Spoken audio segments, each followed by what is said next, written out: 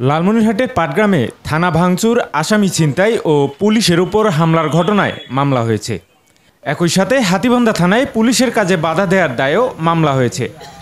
ওইসব ঘটনায় একাধিক মামলায় বিএনপির বিভিন্ন পর্যায়ের নেতাকর্মীদের আসামি করা হয়েছে বলে একটি সূত্র জানায়।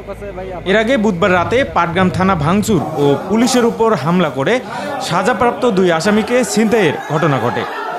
জাতীয় নাগরিক পার্টি এনসিপির উত্তরাঞ্চলের মুখ্য সংগঠক সার্জিস আলম এ ঘটনায় বিএনপিকে দায়ী করে সামাজিক যোগাযোগ মাধ্যমে স্ট্যাটাস দিয়েছেন।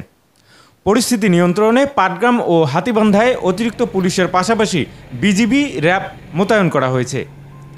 বৃহস্পতিবার ঘটনাস্থল পরিদর্শন করেছেন পুলিশের রংপুর রেঞ্জের ডিআইজি আমিনুল ইসলাম।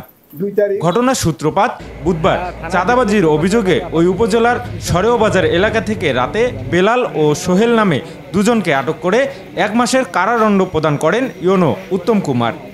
তবে বিএনপির দাবি, অন্যায়ভাবে 2 জনকে আটক করে ইউনো উত্তম কুমার দাস আদালত বসিয়ে সাজা দেন। এল নিউজ অনলাইন, লালমনিরহাট।